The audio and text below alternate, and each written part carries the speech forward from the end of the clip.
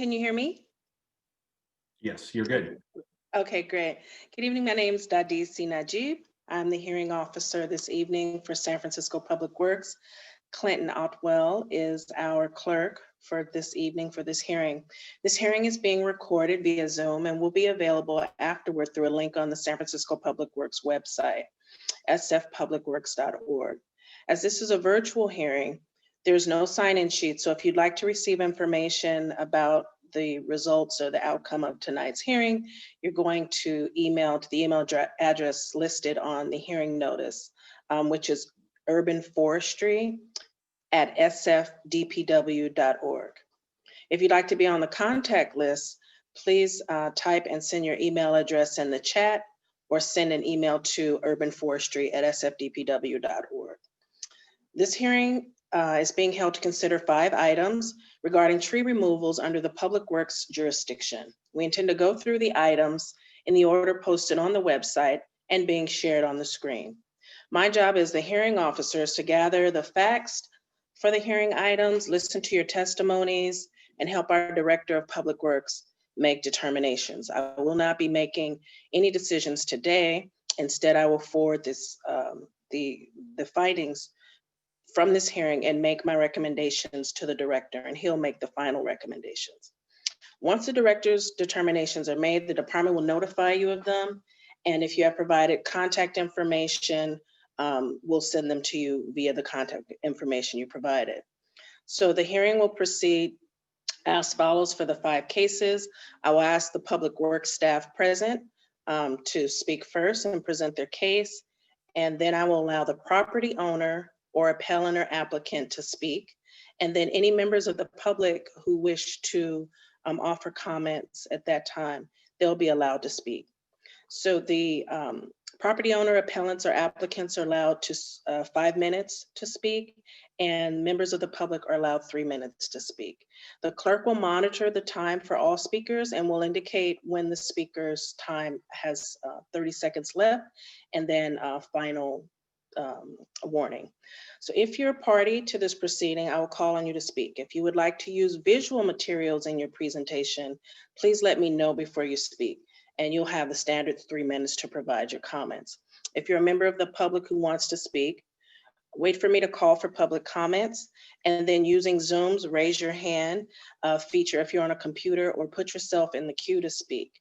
If you are dialing in on your phone, dial *9 to indicate you're raising your hand. When it is your turn to speak, I will recognize you. And if if on your phone and you're muted, press *6 to unmute yourself. If you would like to use visual materials in your presentation, please let me know before you speak. And you'll have the standard 3 minutes to provide your comments. Comments and questions should be addressed to me and not to the department members or the applicant. And if you're unable to finish your comments within the allotted time, you're welcome to submit a written statement or written testimony to me today by the end of the hearing. So if I feel a question is warranted, I'll ask a question. After all comments are completed, I will close the item. So we will now begin the hearing. And the first item up is order number 203916 for 1738 14th Avenue to consider the removal of one significant tree on private property with replacement.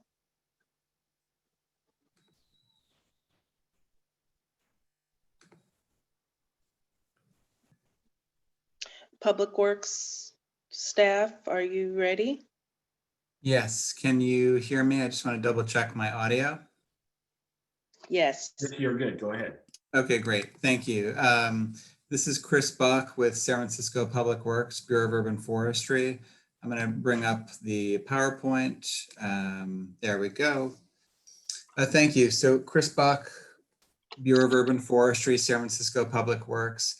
And the first case that we have this evening before us is regarding a significant tree, which is a tree that's actually on private property, but within 10 feet of a public right-of-way. So typically, most members of the public understand that a street tree is a tree that's within a public right-of-way that is the responsibility of Public Works. But in 2006, our code was amended to allow protections for trees that are on private property, but within 10 feet of a public right-of-way, and providing those trees with the same protections and permitting process as if they were street trees. So in this particular case, this is a Monterey pine tree, Pinus radiata, and it's maintained by the property owner. However, the trunk of the tree is within 10 feet of the public right-of-way. We received their application for removal based on really poor condition of the tree and declining health. And we'll go through a number of photos during this presentation.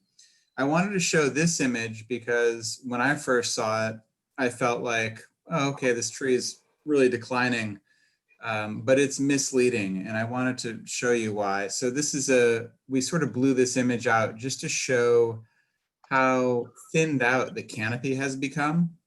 And so this is a evergreen species that has green needles that should be green and lustrous and healthy year round. But the species has been impacted by two significant things since the 1980s and 1990s. One is bark beetles and the other is pitch canker disease. So this tree shows signs of both, and a number of branches are dead at this point, and those pose a hazard if they were to fail. This is the main trunk or stem of the tree. It divides into 4 or 5 larger stems. Those unions are relatively healthy. That's not a primary concern. The real concern here is just the fact that the tree has been impacted by both bark beetles and pitch canker. And at this point in time, we do not believe the tree is going to be returning to good health, and in fact, does pose a hazard to the public. So based on that, our urban forestry inspector posted the tree with a 15-day hazard notice. And during those 15 days, we received 2 protests from the public. One of the signs of bark beetles is this frass that's created at the base of the trunk, and also pitch tubes, which are also form throughout the furrowed bark, which is difficult to see here, but they're throughout the lower trunk of this tree on all sides. There's heavy bark beetle activity. So the heavy bark beetle activity combined with the amount of decline that we see in the canopy makes us believe this tree is not just a candidate for removal, but is really a hazard at this point. I did want to talk a little bit about my own background in terms of being the city's urban forester, kind of the foremost expert on trees here in San Francisco. 10 years ago, I helped write the pitch pine canker recommendations for the Urban Forestry Council. I was representing Public Works at that time, and the SF Environment, the Urban Forestry Council passed a resolution really trying to educate the public about pine pitch canker. There were a lot of kind of unscrupulous subpar contractors out there, and anytime a pine tree showed decline, contractors were trying to remove them too quickly. We also had a number of property owners who had dead trees in their property and had no idea that that was a public safety concern. So the director asked us to create some kind of educational resolution that would sort of educate the public. And so I was a big part of that. I actually wrote it and it was adopted. And when I left the Urban Forestry Council representing Public Works, I got an accommodation for my work on the resolution. So from our website, we actually have information about pitch canker. And I noticed today that the link is kind of buried. So there's no way to get to this link, but I could give it to you directly. And so it's information about pitch canker and really encouraging property owners to inspect their trees, make sure they don't have any major safety issues. And one of the things I just want to point out is there are plenty of times when a Monterey pine impacted by pitch canker can be impacted and still hang on for a long time. So one of the reasons why we had this educational resolution is just to make sure that there weren't snake oil salespeople out there who are just pushing the owners to remove their tree right away. So based on all these factors, and the fact that there are large dead branches and the tree is in severe decline. Our inspector posted a hazard tree notice on this one for 15 days. But unfortunately, this Monterey pine tree is not going to recover its health and really needs to be removed at this time. So we're asking that the property owner's application to remove one significant tree on private property be approved at this time. And it will require a replacement tree be planted by the property owner within 6 months. So that's our case here, just very straightforward pitch canker, bark beetle issue. The tree is in severe decline, is a hazard, and should be removed as soon as possible. With that, that presents my staff presentation. And I believe in this case, we would have an applicant who may call in to speak. I don't know for sure, but we can wait and see. Thank you. Thank you. Is the applicant online? Are there any protests or members of the public who are protesting the approval of the removal of this tree, removal and replacement? So, Madam, that we have one hand up, Yes. and it is Josh, but I believe Josh would be protesting. I want to give at least another second or two to the property owner, because if they dialed in, it does take a little Okay. a little bit of time to get connected. Chris, you do believe that the property owner was going to make a statement? Is that correct? You know, I'm not positive on that, but that was my impression, that they might be attending. Okay. And perhaps they're just gonna arrive late. I don't know for sure, but We do have a dial-in person that did dial in with the phone ending in 826. So, oh, wait a minute. Is it Jason Okazaki? Is that the property owner? Are you asking me? In chat.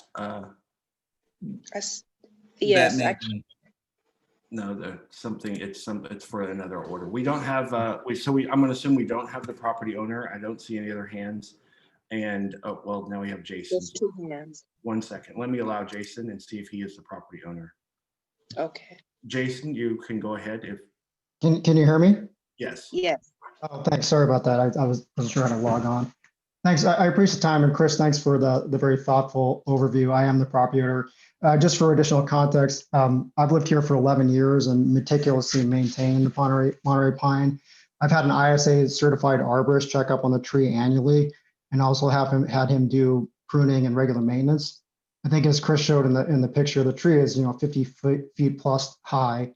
It's definitely dead and dying at this point. The pine pitch canker and the pine beetles are something that my arborist reviewed, and obviously the city confirmed that. I mean, I'll also tell you that everyone we know in the neighborhood has been concerned about the tree being dead or dying over the years, and frankly falling, given how many people are in close proximity to the tree itself as far as houses. It's a big pedestrian area, and there's a lot of cars that park on Noriega. So I think Chris, very clearly said that the branches, particularly the ones that are dead, represent a safety hazard from my standpoint, and all the neighbors that live around me in close proximity. So, I would add that my wife and I are very strong conservationists. And in fact, I sit on the board of a nonprofit conservation organization. So I don't take cutting down a tree lightly, and would never advocate this unless absolutely necessary. And believe me, given how much it'll cost to bring this tree down, which I have to pay as a property owner, I'd much rather continue to maintain it. But given the safety issue here, I think it is absolutely necessary for not only safety of my family and my house, but all our neighbors in the community. Thank you. Thank you, Jason, for your comments. Taking note. Okay, There's someone else waiting. Josh, we'll go ahead, Josh. And Josh is from the public. Okay. Yeah, go ahead, Josh. We can hear you. I Great. hear you. Yes, Mr. Okazaki, I appreciate your comment. And since you are, I hope you're still on the line. I just want to implore you for a replacement of a really good size, and to beg you to please don't replace this big tree with a small topiary tree, because it may be easier or less maintenance. It sounds like that's not where you're headed with this, and I really hope that you don't. This is in a space that has no apparent overhead interference and no apparent infrastructural interference. So it's well suited for a tree of large stature. And you know, we need trees right now that provide the maximum amount of environmental benefit to our city. So I just, again, beg you to consider a larger stature tree for that space, for the health and sustainability of your neighbors and our city. Thank you. Okay. Thank you, Josh. We appreciate your comments. It doesn't appear that there are any more comments. If you want to raise your hand, we'll give it another 30 seconds or so, and then the officer will go to the next item.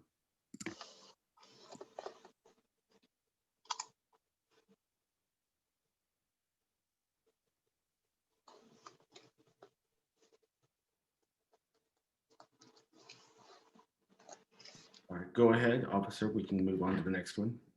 Okay, if there are no further comments on this item, we're closing order number 203-916 for 1738 14th Avenue. Next up is order number 203-917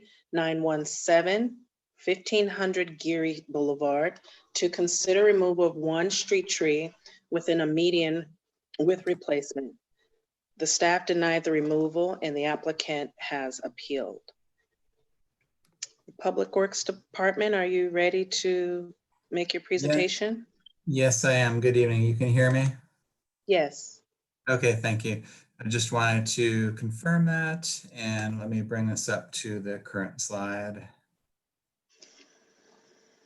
Thank you. So again, out of practice, I just state my name each time, just in case someone's joined us. So this is Chris Buck with Public Works, Bureau of Urban Forestry. I'm the urban forester. I oversee our group of 6 urban forestry inspectors who are all certified arborists. So this order, 203-917, 1500 block of Geary, is for the removal of one street tree within a median with replacement. At the staff level, we reviewed the application and denied the request for removal. This is a picture of the subject tree. So this is related to some of the activities that are occurring sponsored by the SFMTA along Geary Boulevard. And specifically, the conflict with this particular tree is a conflict about a mid-block pedestrian crossing. And so a year ago, we had received an application. Chris, are you sharing your screen already? Yeah, I'm sorry. Let me go back and hit that button. Hold on a moment. I was going to get the delay. All right, sorry, folks. No worries. You didn't miss much. Here we go. Screen share, and there. And does it now show a tree in the median? Yes, please. Okay. And in Clinton's. Want to go into present mode? Yes, let me do that from current slide. Thank you again. So you didn't miss much, but I appreciate queuing. So this is an image of the subject tree. It's a cypress tree, a large stature tree that can get quite large. I will be talking about the vigor of this tree as it appears in this photo, because it looks pretty poor from this angle. And there is some issue with that, but it's not as significant as it appears here. So this tree, we heard this a year ago at Public Works as part of a much larger package of potential tree removals. And it was actually denied a year ago by Public Works staff. And then the hearing officer's recommendation was to deny it. And for several months, my bureau, along with SFMTA, really tried to figure out a way to work around it. So for many months since we last saw this tree a year ago, we spent a lot of time working with representatives such as Daniel Mikowski, who will represent SFMTA, to really try to figure out if there's a way that the crosswalk could be placed elsewhere. That's our primary concern, would be if there's some alternate location on this block for this crosswalk to be placed. And I just want to show this diagram. Certainly the applicant has much more official looking diagrams. We actually created this one because for the lay person looking at the site, it just explains a lot more about what's going on. The idea here, the proposal by the MTA, is to do a mid-block crossing, but because a number of pedestrians or students would be massed in the median, there needs to be space for them to safely get into the median and then potentially be there. Again, I don't know all the details, the applicant will know. Just need to have safe harbor there. And so this is an unusual setting in that you would enter the median and then run parallel, not run, but walk parallel to the traffic and then cross again down the way. So where you see the white cross marks, hash marks for the crosswalk. So this is what's proposed, and we'll have the applicant speak at greater length than I will about all the things we talked about to see if there'd be another location on this block where tree removal would not become necessary, and or if there's just a smaller tree where this could be placed so that we're not having such a big impact to a mature tree. So those are the considerations that we really put into this as we did in the last hearing, but really since that time. And so I'm going to show some other factors that need to be considered when we are talking about the subject tree. This tree has a number of large roots that have grown close to the surface. And you can see in the image on the right, a lot of damage to the permeable pavers here. And so, as you can see, the tree would be in conflict with placing a crosswalk here, allowing pedestrians kind of safe harbor through the light and or until the next light. Other considerations which were less a concern for us would be the placement of the street lamp in a slightly different location shown as 1 and 2 here. This also shows, I wanted to point out Japantown. There's a stairway for Japantown in the background. The idea with this crosswalk is to connect communities together that really got separated due to the installation of this rather large boulevard. And so the idea is to connect these communities. Here's another visual showing a potential streetlight location, but really it's if you will, if you're boarding this median crossing the street, having the tree in the center of that, it would be very problematic because the root structure of the tree is not going to allow there to be 4 feet path of travel on either side of it. So the conflict is just having a tree present within the crosswalk. As designed, there's no way to really retain the tree and allow pedestrians to walk on either side of it. Also, just pointing out, this is a photo we took of the tree a year ago, and just showing that there was certainly some decline, reduced vigor in the tree. And just in general, this row of cypress, many of them show these signs of decline. It hasn't been enough for us to change our opinion at the staff level. We really think as a mature tree, our preference is to see another city agency work around this tree. But we spoke for many months, and at a certain point, the SFMTA felt like there was no way to work around that, and they had also made some commitments to the public about the necessity for this mid-block crossing, and we'll hear more about that from the applicant. But to reiterate, at the staff level, we typically, if a tree is relatively healthy and sustainable, we would typically deny a request for removal, try to stay out of the wherefores, and really just emphasize that we want to protect as many mature trees as possible. That said, I did want to give you a little bit of an introduction into the reasons behind removal. So at this point, we did issue the denial, and we're back here again to hear from Daniel Mikowski with the SFMTA more about the specifics and other constraints and why they're pursuing removal of this tree. But that concludes my staff presentation. Thank you, Chris. Next, the appellant representing SFMTA, Daniel, are you ready? for your Yeah, presentation? I'm here. Can you guys hear me? You might want Yes. to speak up just a little. Is that any better? Yes, that's good. Great. Okay. Hi to DC and Chris, and nice to meet you, Clinton. Hi, everyone on the phone. Thank you very much, Chris, for the introduction there. I think you really covered a lot of the points that we've been working together through. And so I'll try and keep this quick. I was told I don't have too much time, but I will be able to answer any questions too. So hi, everyone. I'm Daniel Mikowski. I'm at the SFMTA. I'm the project manager for implementation of the Geary Rapid project.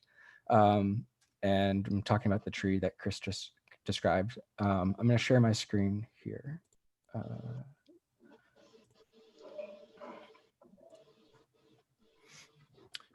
Are you guys able to see that? Yes.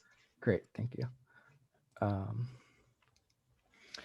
Okay, so the Geary Rapid project is led by SFMTA and has goals in improving traffic safety, transit reliability, as well as upgrades to infrastructure along the corridor, such as sewer and water pipes and roadway repaving.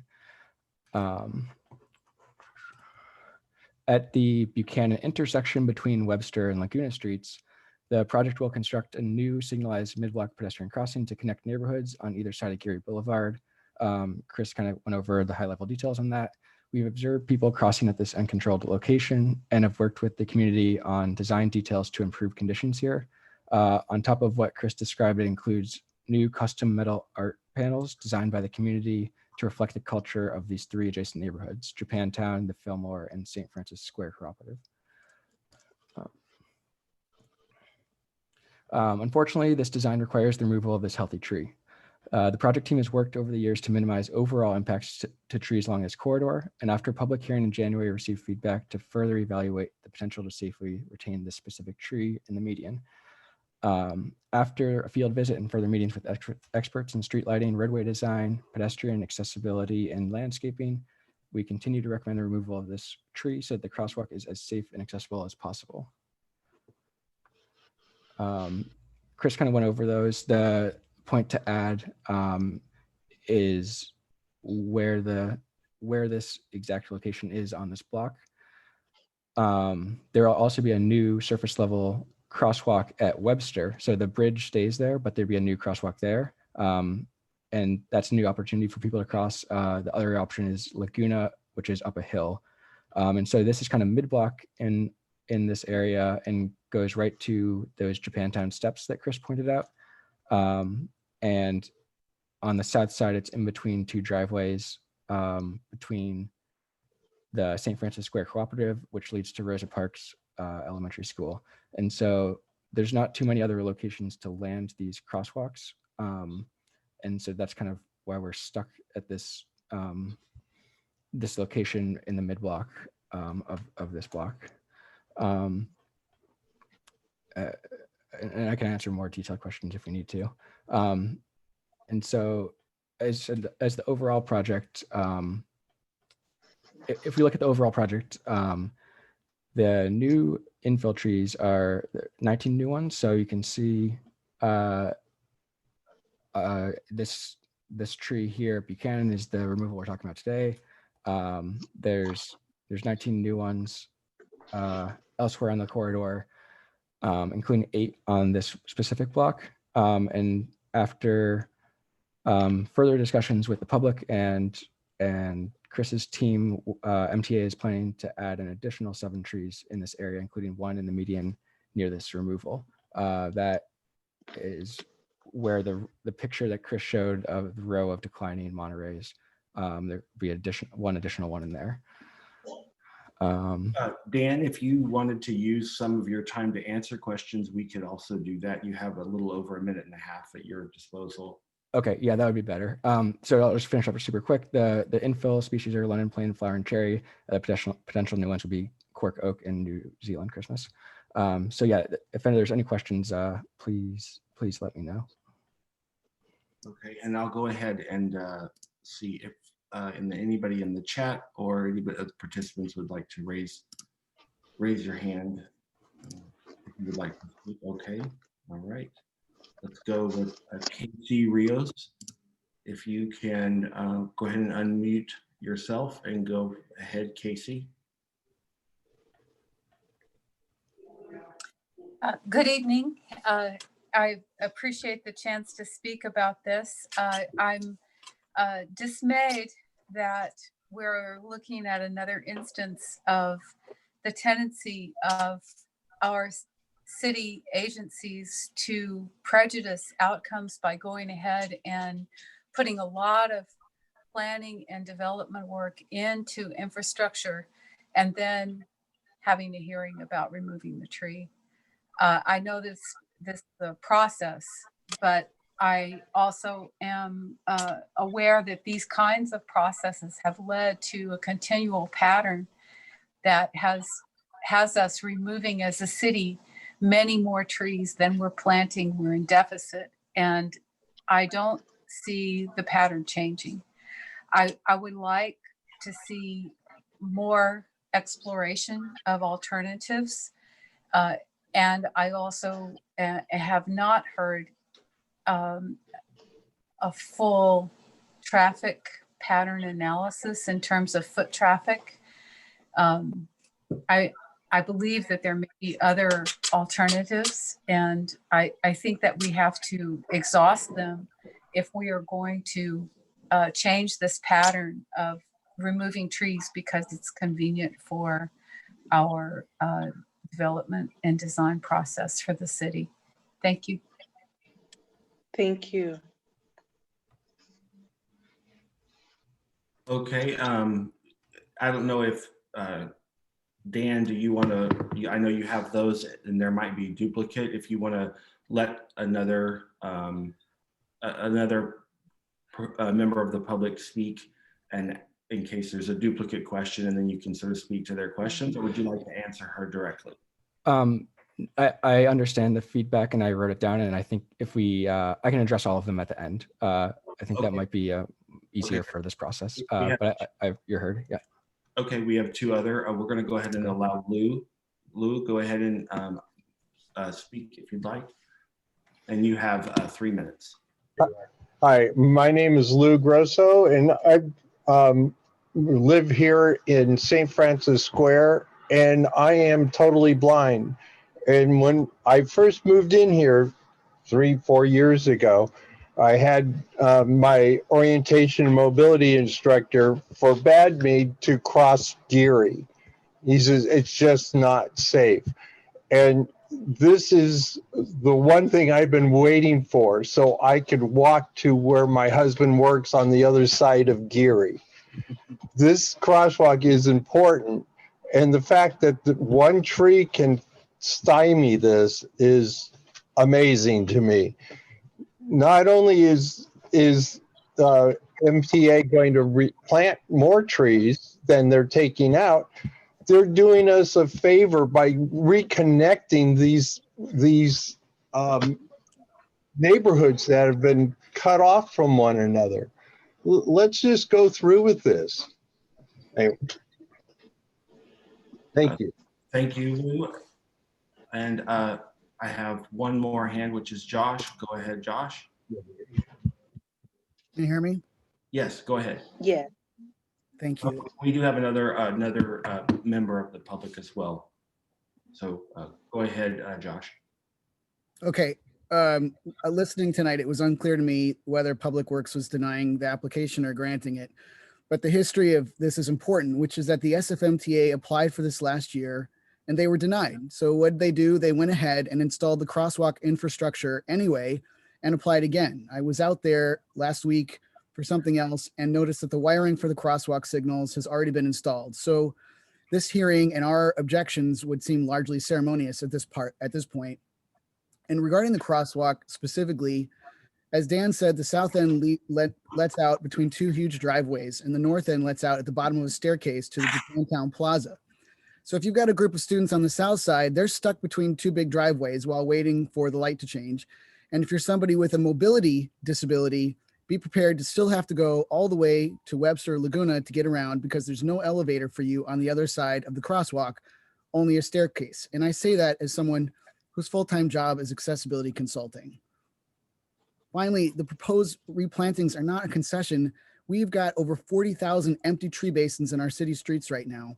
And that's what the city should be doing as a matter of course.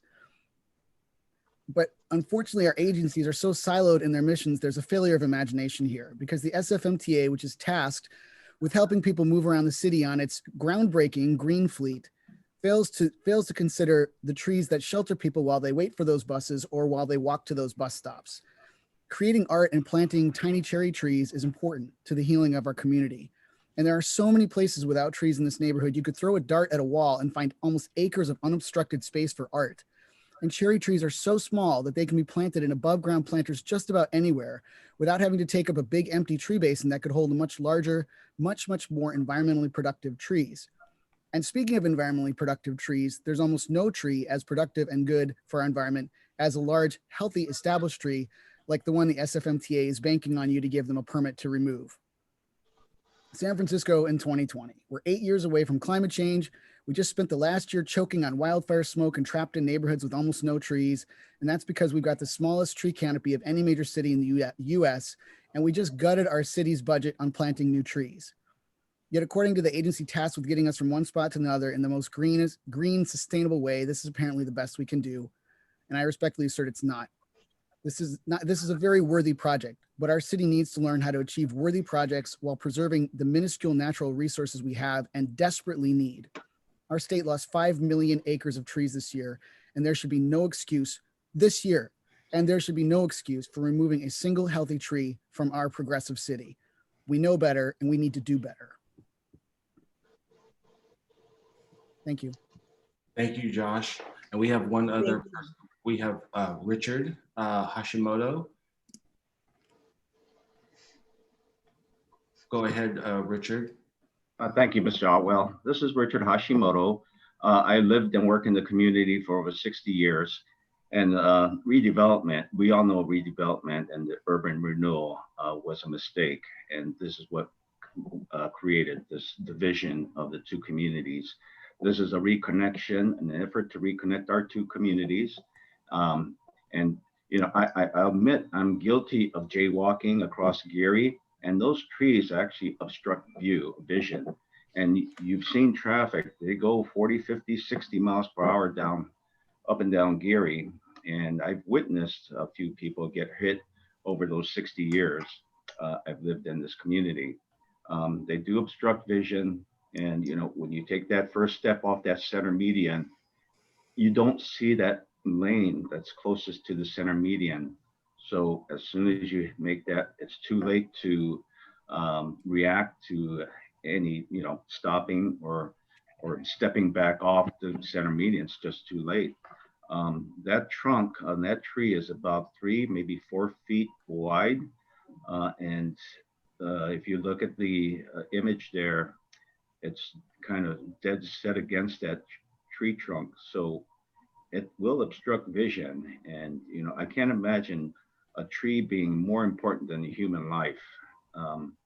So if you can, please, I implore you to take a look at, revisit this and look at removing this tree.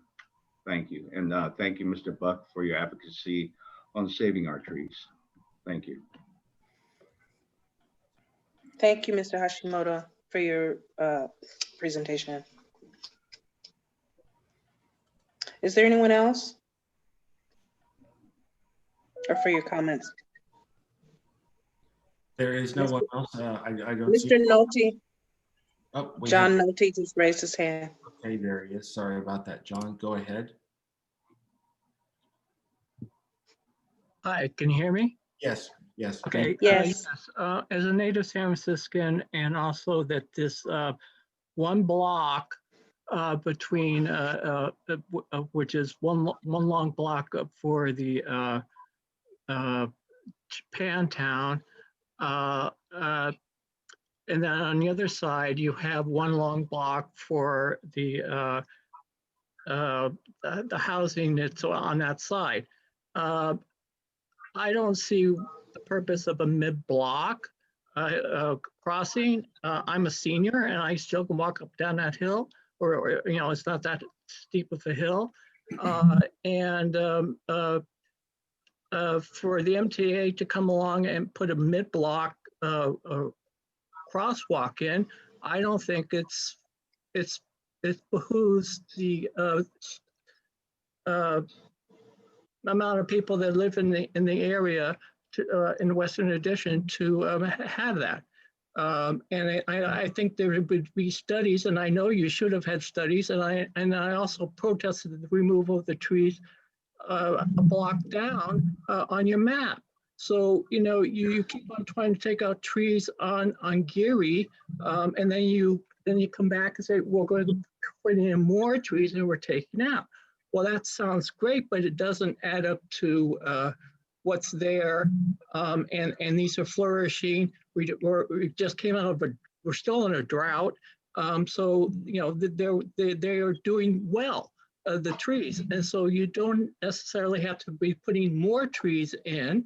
And also, as you see on your map right here, the middle is not even where the buses are going to be at. So I find it very hard for seniors, whatever, to want to cross in the middle with the traffic that we do have on Geary Boulevard.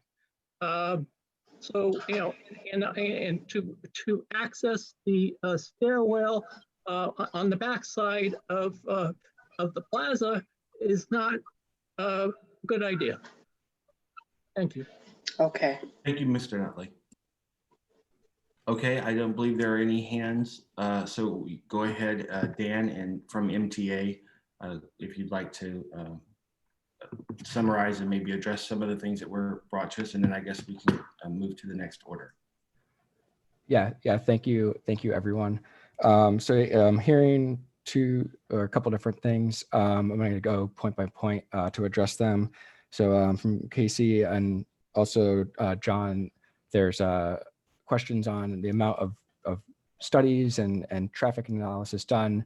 SFMTA, in coordination with the planning department and San Francisco County Transportation Authority, worked for almost a decade on an environmental report to look at this project. That was completed in 2017 and included traffic studies and addition of looking at, you know, dozens of other environmental impacts to this corridor.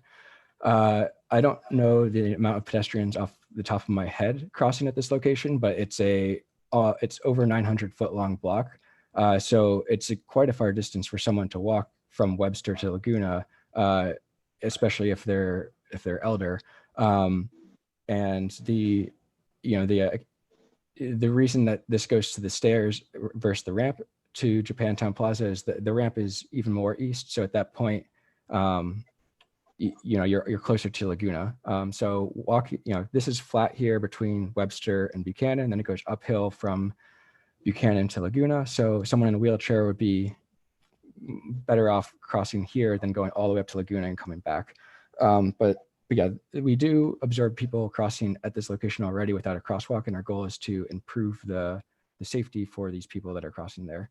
Lou and Rich are examples of people that have crossed there. And yeah, so we have exhausted all other possibilities. As Chris said, we've looked at this for months at this point, and our goal, I'd love to remove 0 trees. That's our goal. No tree removal, more tree planting. In this case, we're saying that the safety benefits, the accessibility benefits, this crosswalk will allow people that have vision impairments to cross safely, large groups of school children to cross safely. This is something we've worked with the community on. Then this is how they would like to use this crosswalk. Yeah, Rich mentioned the vision, the obstruction of the tree. Yeah, with the tree removal, we do think it would be safer. And then I think John had a question on people access the buses not being in the center of the street. I just wanted to clarify that this project, the Geary Rapid project, has the buses on the side of the street, not the center. There's a separate project that's not yet approved and is in the planning phase that would have center running buses, and that is in Richmond district. That's west of Arguello Street in the Richmond. So that's in a separate project. I think that addresses them in general. But thank you all for your questions and feedback and on this important location. Okay, I believe there are no more hands up, so I'll turn it over to the hearing officer. Okay, thank you, Clinton. Well, so since there are no more comments from the public on this item, we're closing order number 203917 for 1500 Geary Boulevard. Next up is order number 203918, 40 Mendoza Avenue, to consider the removal of one street tree with replacement adjacent to 40 Mendoza Avenue. Good evening. This is Chris Buck with Public Works. Just want to confirm you can hear me. Yes. Great, thank you. And let's see, can you also see my screen? Yes. Okay, we are smooth sailing here. Chris Buck with Bureau of Urban Forestry, San Francisco Public Works, here to present the staff presentation about the tree removal at 40 Mendoza. So this is the removal of one street tree with replacement. It's closest to 40 Mendoza.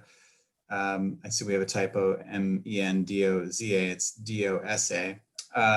Staff, we approved the removal and the public protested.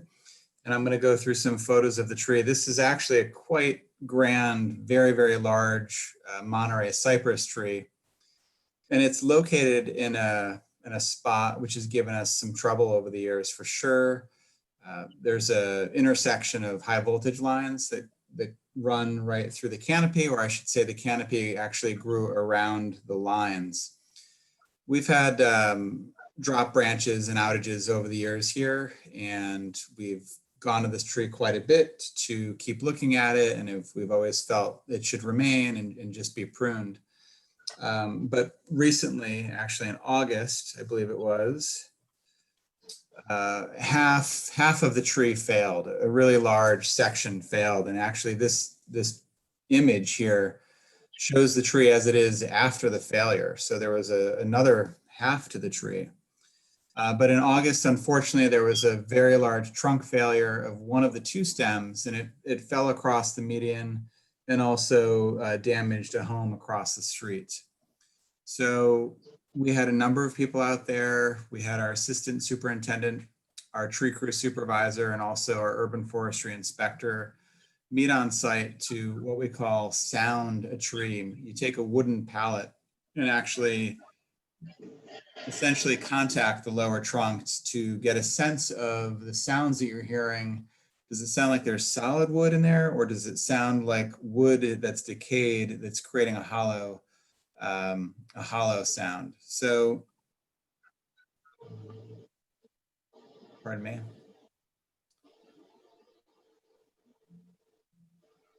Hold on a moment. I'm not sure why this is running backwards. Here we go.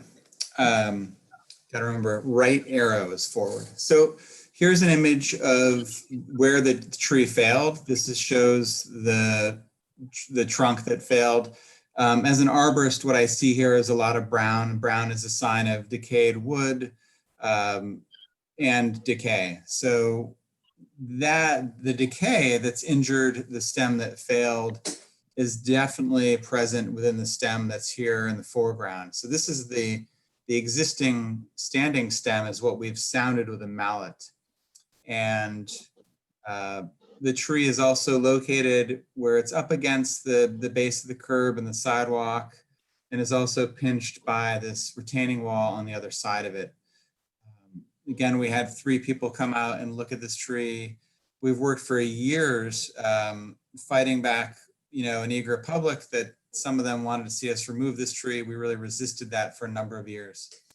However, based on the decay and the sounding of the remaining stem, we really think this tree is really no longer sustainable. It's, you can see in this image that light brown color is rot. When wood rots or decays, it loses all strength holding capacity, and trees can withstand a certain amount of decay loss, strength loss, and still hold up.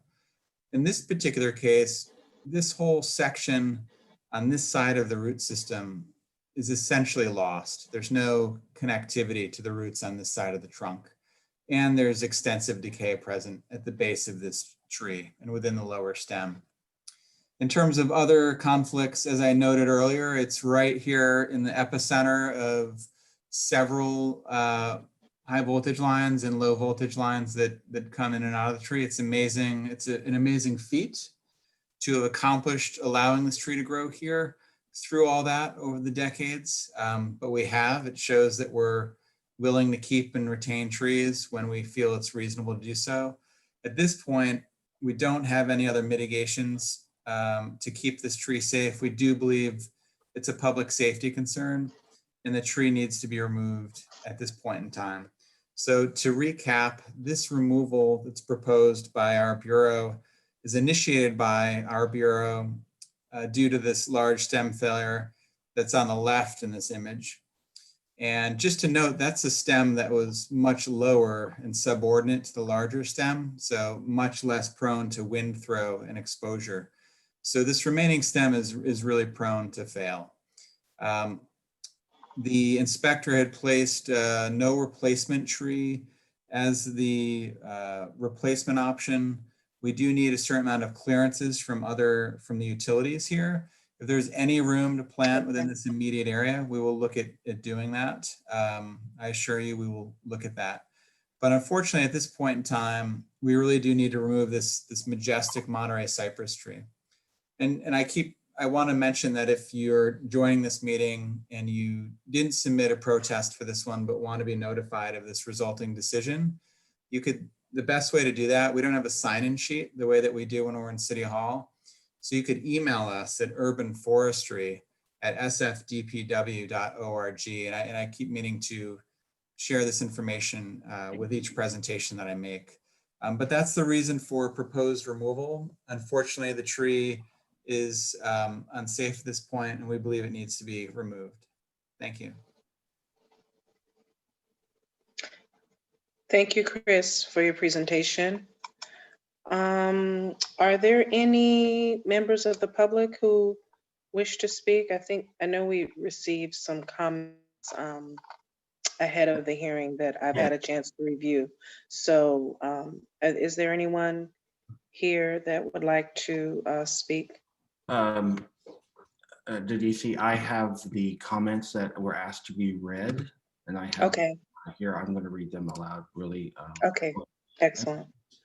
From Sidith Carr. So this will be recorded and go on the record at the request of Siddharth Carr. States, I am Siddharth Carr, the resident at 44 Mendoza Avenue. We and all our neighbors feel very lucky to have been unaffected by the tree collapse, which took place on the 28th of August, 2020. Equally, we are very concerned and worried about the remaining tree. The tree which remains is more significant in size than the one which collapsed and due to its entanglement with high voltage lines. Any collapse of this tree carries significant risk of fires. The decay in this tree is now well documented. There is also no way to revert this tree back to a healthy state. The concerns at hand are beyond superficial and aesthetic criteria. As it stands, this tree is a looming threat to the lives and property of a cluster of homes along Quintara and Mendoza Avenue. The only responsible course of action is to remove this tree. It is in the community's interest that the removal should happen before any loss in life or property ensues. Sincerely, Sidith Carr. And that was sent to the Bureau of Urban Forest and asked to be read out by the resident. Thank you. And now I will go to the people who have their hands up, which is Josh, and go ahead, Josh. Thanks. Can you hear me? Go ahead. Yep. Okay. Thanks. I appreciate the reading of that comment. And I think what is really hard as somebody who loves trees and loves our planet and wishes for a sustainable future for all who come after us. how hard it is to hear, not just in this instance, but in so many instances, how many people look at a tree and all they can see is liability, and what they don't see is how much we need them and how interconnected we all are, and that these things were here before us, and the reason we are here is because of them, quite literally. And so it is, as somebody who loves our world and loves our environment, I hope there comes a time when we will stop thinking only of ourselves and really start to think of our world as a holistic place. That said, what's a little confusing here is the agenda says that there is going to be a replacement, and based on Chris's presentation, it sounds like maybe there's not, or it's not clear, maybe infrastructure. My guess is this is infrastructure that came after the tree, and I think there's Chris could probably give you more stats on how many trees cannot be replaced because of infrastructure that we, the city, decided to put in after the fact. And so it's really, again, another trend that we seem really good at pursuing here in San Francisco, of installing things after the fact, and then the tree is the one that suffers, but really it's us that suffers in the long run. I will also point out that this is the third tree on the agenda tonight, and it's also the third large tree that we're taking out. So I pointed out in one of my earlier protests that we don't have a budget really anymore to replant trees for this year, or maybe not for the foreseeable future because of COVID. This is not necessarily to this specific tree, because we've got what we've got to deal with, but we just can't keep doing this. It's not sustainable. We will pay a price for this at some point in our not too distant future. Thank you. Thank you, Josh, for your comments. Are there any other members of the public who wish to offer comments concerning this order? One item while we wait to check. This is Chris with Public Works. I just checked with our inspector. I thought I had read somewhere about it not being replantable, but I just double checked that, and there is space to plant a replacement tree. So I just wanted to interject that very quickly. That was my mistake. I have a quick question for you, Chris. Can you hear me? Okay, did you see if we could have the person that just joined us is to make a comment, had to join by video due to technology. So do you want to ask your question first, Didisi, and then have the comment from the caller? And is it's Yoga Mountain is your handle. Do you want your name entered? And we really need you to turn your microphone. We can't hear you, but we can see you. Me? No, Didisi, you're fine. This is Yoga Mountain. Yoga Mountain. Hi, can you hear me now? We can hear you and we can see you. Okay. My name is Claudia Belshaw, and I live in 40 Mendoza with my husband, Stanton Puck. And we were there when the stem came down. The last stem came down in August, and it was really frightening. The tree is a gorgeous tree, I admit, but when it starts to fall, it becomes a hazard, and it no longer is that beautiful. It would be good if we could find some way to relocate some of the electrical wires with PG&E and perhaps plant another tree in that spot. But at this point in time, I can only agree that at this point, this tree is a hazard to not only the environment, but also to the homeowners on Quintera and on the homeowners in Mendoza. It was very close to the homes when it fell that time. So I would support the removal and an exploration of a replacement. Thank you. Thank you, Claudia. I don't see any other hands up. Maybe give a few seconds here. This seems clean. No, we can move to the next item. Okay, thank you, Clint. Since there are no other members of the public present that wish to offer comments, we will close out order number 203918 for 40 Mendoza. Was there Next. one follow-up question? Um, No, I'll ask you later. It's okay. That's fine. Yeah, any questions, feel free. We can respond to those. Okay, thank you, Chris. Next on the agenda is order number 203919 for 2901 Broadway to consider removal of one street tree with replacement. Thank you. This is Chris Buck with the Bureau of Urban Forestry, and moving my slide presentation using my right cursor. Let's see if I can advance that. Hold on a moment.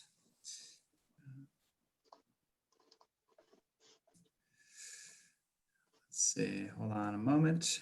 My computer is frozen a little bit. It's okay. I'm going to stop share and I'm going to click that again. That's what you do, right? When there's trouble, let's share that again. And let's click, hold on. Let me give this one more try.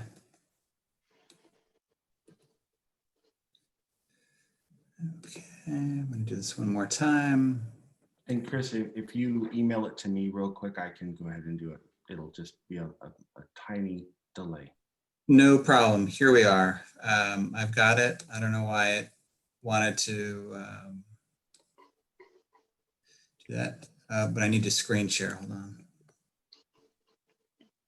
Let me get back to Zoom. Share screen. Here we go. Click share. And does it show the title and the address? Excellent. You just need to get it into a view. Yeah. Thank you. So,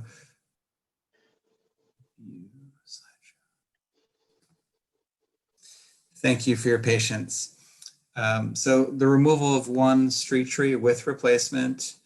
At the staff level, we approved the tree for removal and the public protested. And the subject tree is a Bailey acacia tree seen here circled in red at 2901 Broadway. So it looks like a tree that's on private property, might be a potential significant tree, but we always measure the public right of way when we're out evaluating trees for removal. And we found that it's a 15-foot wide public right of way. So although it's behind the raised retaining wall, you can see here in the bottom foreground, it's still within the public right of way. So we received an application for the removal of this tree because the tree is in poor condition from the property owner.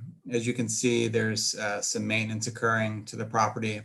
And I do want to note several really large stature species here along this property. Big Monterey cypress trees in the background to the right, and another one on the left. These trees are all remaining. No activities that are occurring are in any way threatening those trees whatsoever. So those trees will be remaining. And the Bailey acacia, I just want to talk about, it's actually my wife's favorite tree. It has really neat feathery leaves, and the tree grows very quickly at first, those first 5 to 10 years.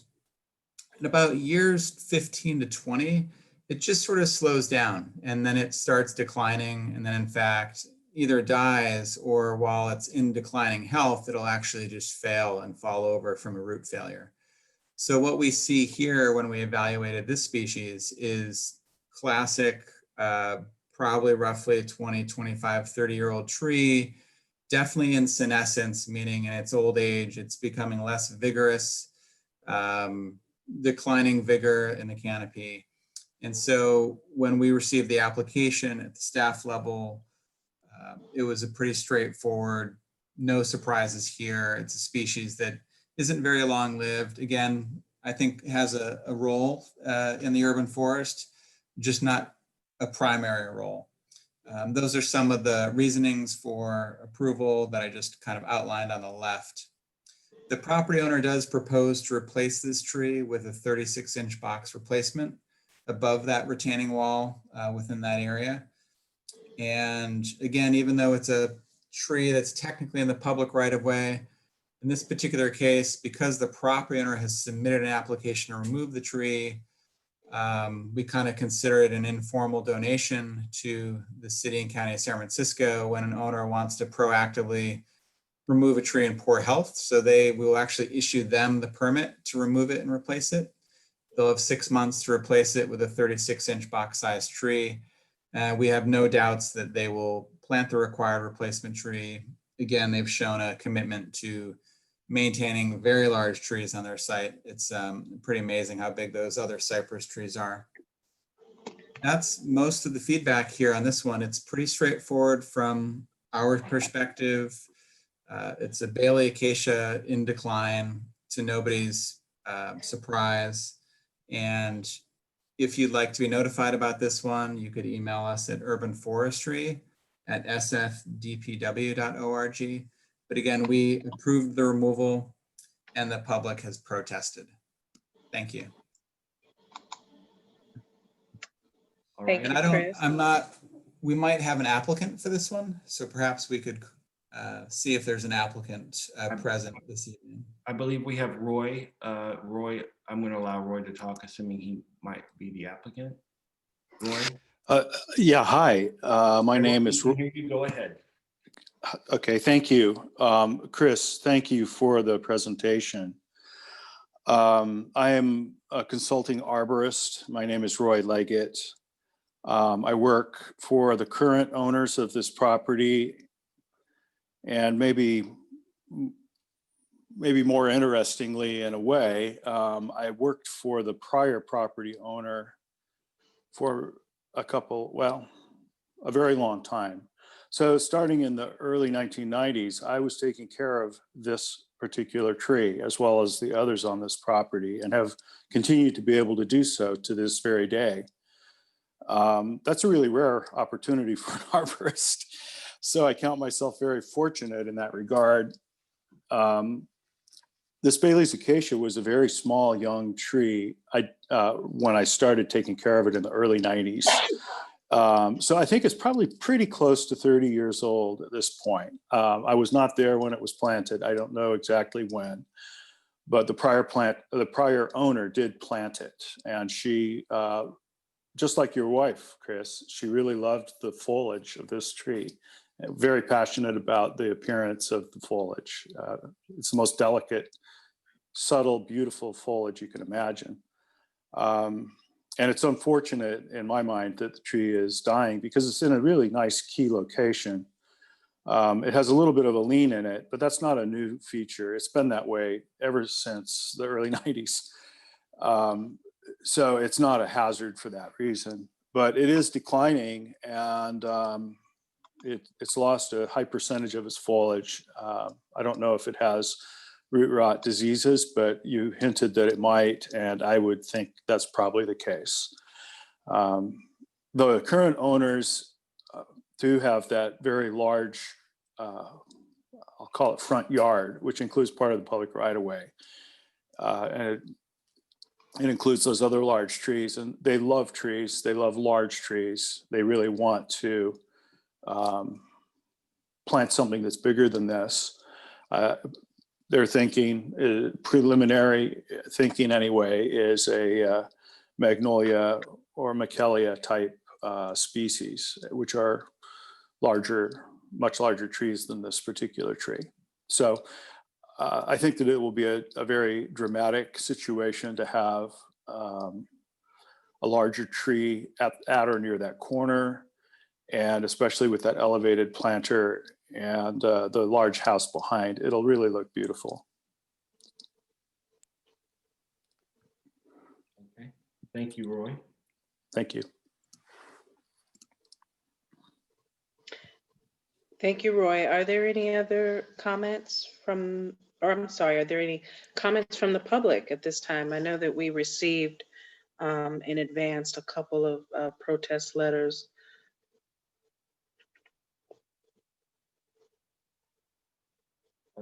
It looks like we have John Nutley. Go ahead, John. Yes. Hi, can you hear me? Yes, go ahead, John. Okay, yes, I was looking at the property one was bought about 8 years ago. It has been in permits for it for 8 years of putting in a bedroom and bedrooms and other amenities to the house. And so, as you can see in the pictures that you just showed, it's being worked on right now. So I don't think anybody's actually lived in the building. It's got a nine bedroom house. It's owned by a billionaire, and he's constantly having it worked on. So I think some of the work that he's done has affected this tree because you see workmen right there on the property. So, you know, if you're continually working on your property, and also I looked downward onto the property, you have a larger part behind the house even being worked on. So when you have all these activities on the parcel, it is affecting the tree, and I think this is partly the fault of the property owner for all the activities he's had on the property since he bought it. That's my comment. And that's backed up by DPW's website. I mean, DPI's website. All right, thank you, John. Thank you, John. Okay, I do not see any other hands raised at this time. Okay. That being said, we'll go ahead and close out order number 203919 for the address located at 2901 Broadway. And last item of the evening, order number 203920 for the address located at 4619 through 4621 Mission Did Street. we lose Denisi's audio? I'm here. Okay, looks like it cut out a little bit. I'm sorry. Did everyone So I come through okay? I just want to make sure. I was able to hear fine. Okay, it might have been on my end. I'm sorry, just making sure. Thank you. Sorry about That's okay. All right. So just to recap, I said there were no other comments for the Broadway Street location. So we're closing out order number 203919. And we're ready for Chris for our new order number. Last one, 203920 for 4619 and through 4621 Mission Street to consider removal of 3 trees with replacement. Thank you. This is Chris Buck with Bureau of Urban Forestry. You can hear me okay? Yes, sir. Thank you. So this, oh gosh. We'll see if the computer wakes itself up again.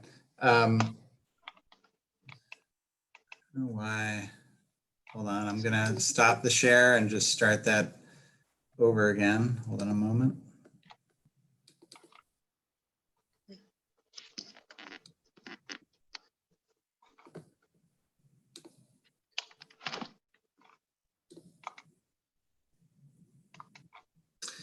Can you see the screen where it says 4619 to 4621 Mission Street? Yes. Good on our end, Chris.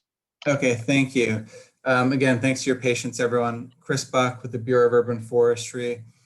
The subject of this agenda is removal of 3 street trees with replacement. Staff approved the removals and the public protested. There's 3 trees involved. One of the trees, there's 2 ficus, and the 3rd tree is a myoprim latum. The common name is myoprim, it's the genus, so there's no sort of cutesy name for it. But myoprim trees, well over 10 years ago, started being impacted across California by an insect pest called thrips. And it infests the tree year round. And every time the tree puts out new leaves and they're tender, that's of course when the insect loves to essentially start using its pincers and suck liquids and fluids and sugars out of the leaves. And so this species is constantly putting out new leaves because the new ones it puts out are being damaged, and it needs to create photosynthesis in order to survive. So it essentially spends down its energy reserves. Energy is stored not just in branch tips, but throughout a trunk and even within the root system of a tree. But if you spend that down enough, it really will start to be in severe decline and or fail or die. We do see a lot of myoprim trees that are in decline have large stem failures. So that's another concern as well. And this tree has had some stem failures historically, not very recently. So this is a tree that, you know, we would certainly initiate for removal. In this particular case, the property owner who lives there applied to remove these trees. So the property owner brought it to our attention to say, can I apply to remove these trees? Are these trees that you typically approve for removal or not? And so in this particular case, as I'll explain and go through on each of the three images, the three trees, these are trees that we typically would approve for removal. So we have two ways that we typically end up at a hearing. One is we go through routine inspection as part of Street Tree SF and our key map inspection of all trees across the city. Another way is to receive an application for removal. So in this particular case, the owner reached out to us to say, well, can he initiate and apply to remove the trees to speed up the timeline so as to replace them sooner? And so that is something we typically have allowed. Now, if the trees were in good condition, we would say, no, we don't think no one needs to remove the trees. We'll continue to maintain them. Thank you. And we'll educate the property owner or the public about why we think the trees are in good condition. So in this particular case, we actually evaluated all three trees and found that the trees are in poor condition and are certainly candidates for removal and replacement. This is showing the areas of dieback, which is a little bit difficult to see from some of these images, but this canopy should be green and lustrous at all times. The other two trees are ficus trees. So tree 1 and 2 are ficus trees, and they're very small. They've actually been in the ground quite a while, and they're growing, but very minimally. And so when our urban forestry inspector evaluated the three trees, you get an application for removal. Someone wants to remove trees, and we like to say ourselves, well, we'll see about that. We, as you can see from our advocacy across the city, if a tree is relatively healthy and sustainable, we are not in favor of allowing it to be approved for removal. Mm-hmm. But these two ficus trees are very small and they're growing very, very slowly. They're growing slowly because they're in poor condition, have reduced vigor. Our urban forestry inspector theorized that one may be that it has poor trunk taper. Years ago, trees that are purchased from a nursery, you need to excavate extra soil that comes in the container. It's possible that was not done in this case. And that's what's caused the tree to not do well, not thrive. So if you picture other ficus trees on 24th Street or Hyde Street, they'd be much larger. So here's another injury, another knock against the sustainability of this tree. So two ficus trees in very poor structural condition, but also very low vigor. These trees are just limping along and they're not doing much. Another tree 1 of 2 of the ficus trees showing the poor structure and the crossing stems, which make them prone to fail as they get larger. And again, showing the reverse trunk taper, which is a sign of a buried root crown. And so these aren't conditions that we can turn around to make any of these three trees grow better and do better at this site. So at this point in time, we believe it's reasonable to remove and replace these trees, to give, in fact, the property owner a permit to remove and replace these trees. Regarding replacement trees, we talked with the community years ago, certainly much longer ago than our current climate emergency.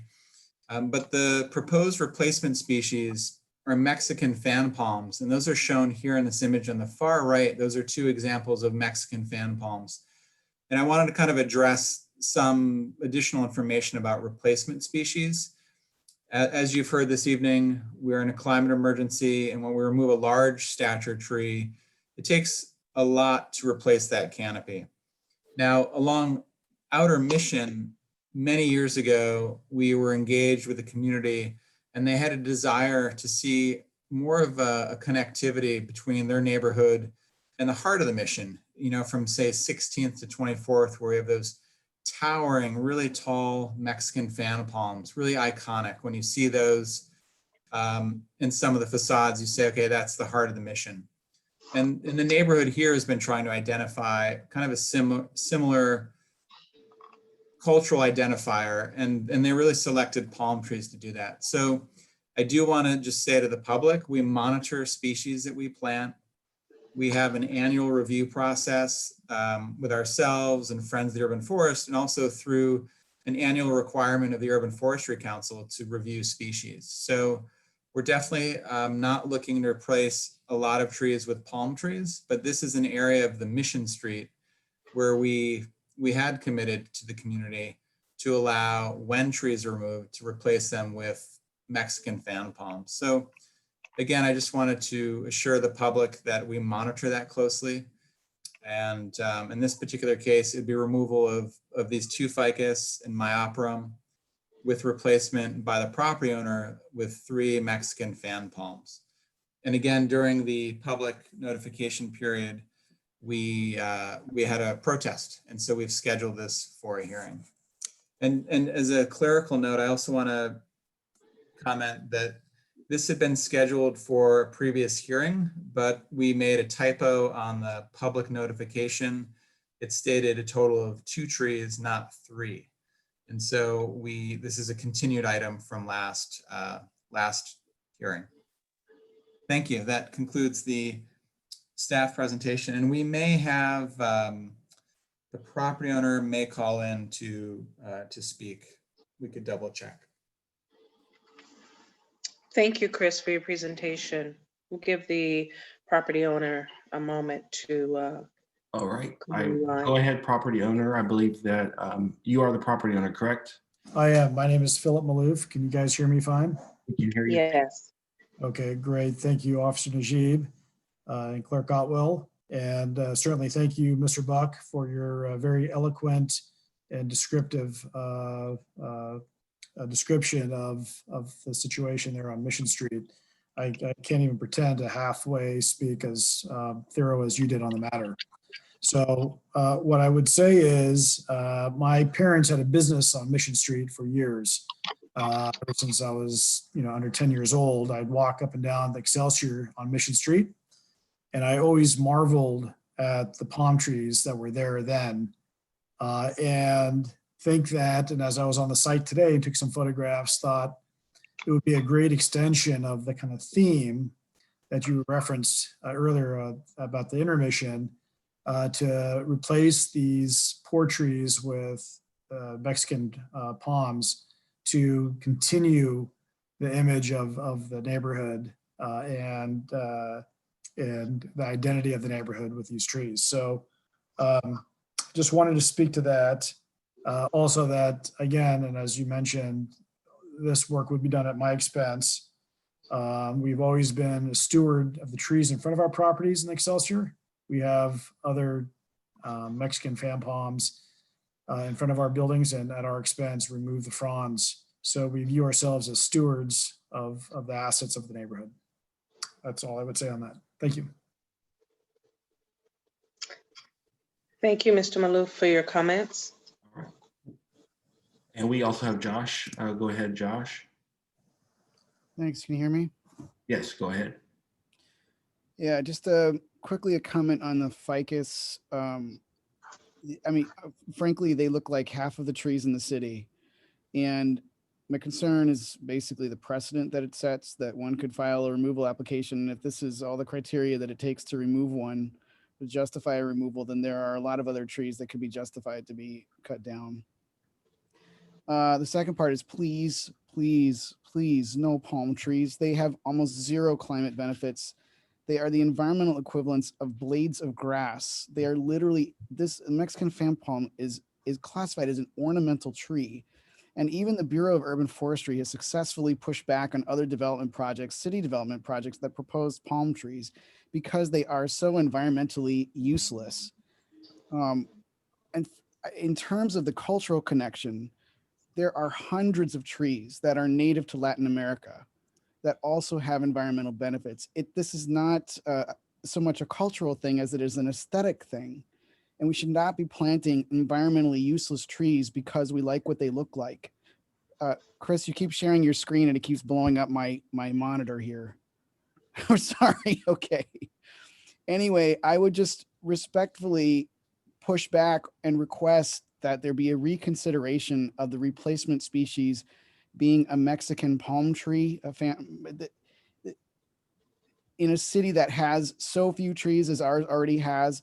While we're 8 years away from climate change, we must not be making decisions based on what we think looks good.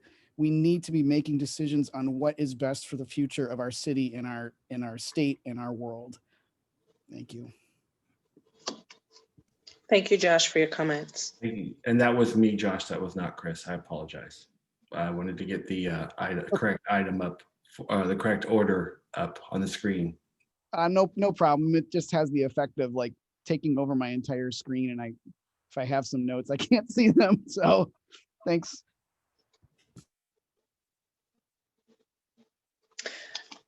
Are there any other public comments for this item number or this order number for the street tree removal on Mission Street? It doesn't look like we have any hands raised. We'll give an amount of time that you'd like before we close out the hearing and we stop recording and gavel down. Okay, so I am going to close out this order 203920. And I just wanted to ask if there are any other public comments on any other items on this agenda. If you have spoken, you will not be allowed to speak again. But this is for those who may have come in late and joined us later and did not have a chance to speak. So if there's anyone here that would like to address in a previously closed order, you can now. And I'll wait just a few seconds. Okay, I don't see any hands raised. So that being said, I want to thank everyone members of the public who came and offered your comments. We appreciate you. I want to thank Chris Buck from our Bureau of Urban Forestry, and I want to thank our clerk, Mr. Clinton Otwell. We are closing out our meeting this evening. Uh-oh.